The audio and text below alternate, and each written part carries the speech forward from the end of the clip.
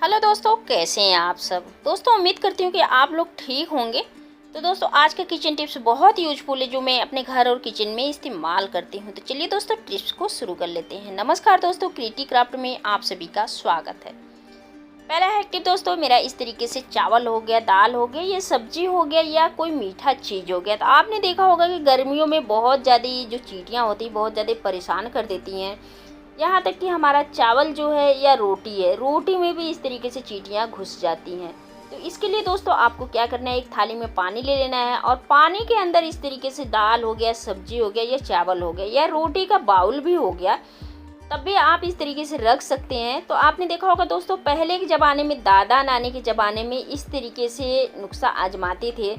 पहले के ज़माने में किसी के पास फ्रिज नहीं होता था, इतनी सुविधा नहीं होती थी, तो क्या करते थे कि अगर खाना हमारा ख़राब ना हो तब भी इस तरीके से पानी में रख देते थे।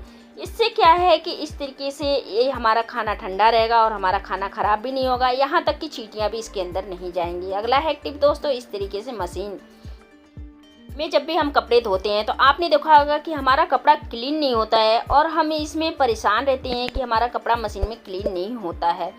तो इसके लिए आपको क्या करना है कि जब भी आप कपड़े को इसमें धुलें तो आपको क्या करना है, बेकिंग सोडा डाल देना है। 1 से 2 चम्मच मैंने बेकिंग सोडा डाल दिया है। इसके डालने से क्या है कि कपड़ा हमारा बिल्कुल क्लीन हो जाएगा, रिमूव हो जाएगा। और दूसरी बात दोस्तों, जब क्या होता है कि जब हम इसमें कपड़ा कोई सा भी शर्ट हो गया, पैंट हो गया या टी शर्ट वगैरह जो भी हम धुलते हैं तो कपड़े को सीधा करके डालें, इससे हमारा कपड़ा अच्छी तरीके से क्लीन हो जाता है।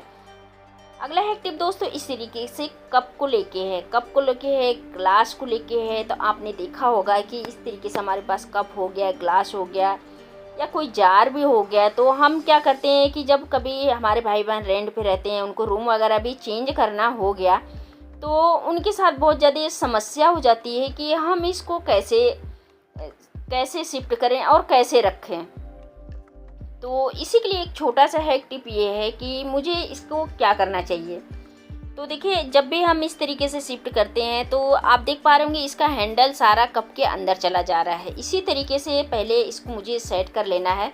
अब इस तरीके से सेट करने के बाद अब आप इसको रखेंगे किसी पेपर वगैरह में। अगर आपके पास पेपर वगैरह नहीं है तो कोई कॉटन के कपड़े में भी अच्छी तरीके से इसको हैंग कर सकते हैं लिपेट के।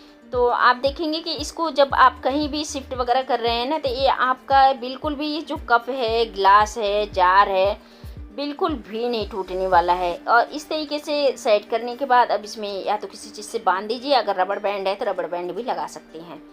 तो है ना दोस्तों, बहुत ही कमाल का आइडिया है। या तो आप यूज नहीं कर रहे हैं तो इसको भी इस तरीके से रख सकते हैं।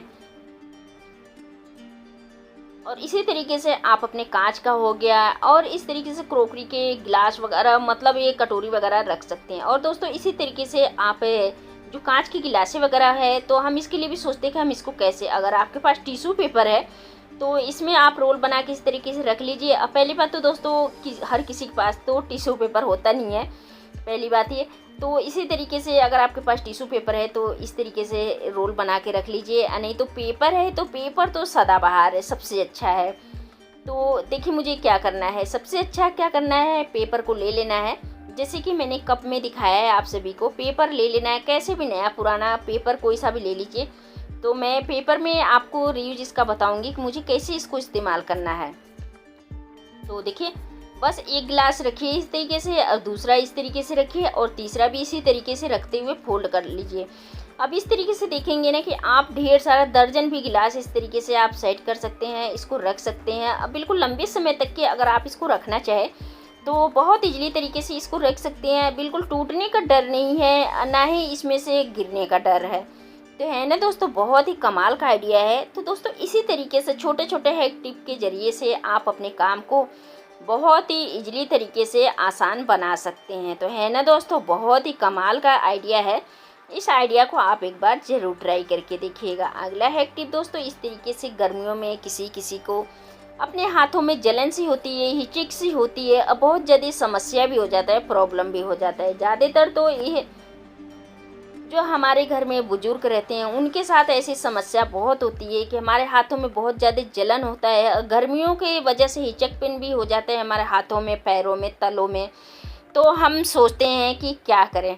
तो इसी के लिए दोस्तों एक छोटा सा हैक टिप, नमक ले लेना है। नमक लेने के बाद इसमें 1 से 2 बूंद पानी डालना है और अपने हाथों पे अच्छी तरीके से जो नमक है ना, इसको अच्छी तरीके से रफ़ कर लेना है। और रफ़ करने के बाद अब आप देखेंगे 1 से 2 मिनट रफ़ करेंगे, जितना भी हिचकपन है, जलन है, जितना भी प्रॉब्लम है, आपको बिल्कुल अच्छी तरीके से रिमूव हो जाएगा, ओके हो जाएगा।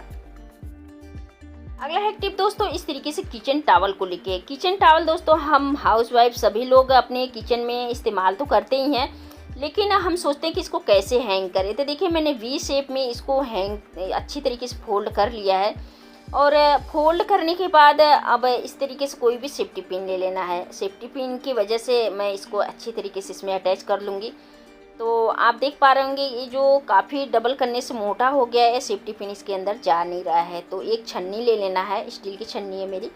तो इसके ऊपर चाहे सुई हो गया, चाहे इस तरीके से आलपिन हो गया, इसको अच्छी तरीके से आपको रफ़ कर लेना है। और रफ़ करने से अब आप देखेंगे ना कि ये जो सेफ्टी पिन का नोक है काफ़ी अच्छी तरीके से, इसका जो नोक है अच्छी तरीके से ओके हो चुका है। तो अब चलिए मैं दोबारा इसको लगाती हूँ। अब देखते हैं कि इसके अंदर ये जो सेफ्टी पिन है एडजस्ट हो पाता है या नहीं हो पाता है। दोस्तों हम सभी लोग सोचते हैं कि हमारे किचन में कोई काम बिखरा हुआ नहीं होना चाहिए, जो भी सामान हम रखें अच्छी तरीके से सेफ रहे। तो देखिए मैं इसी तरीके से इसको मैं लगा ले रही हूँ। अब देखिए इस पर रब करने से, छन्नी के ऊपर रब करने से इसका नोक काफ़ी अच्छा हो चुका है। अब आप देख पा रहे होंगे इसके अंदर अटैच भी हो चुका है।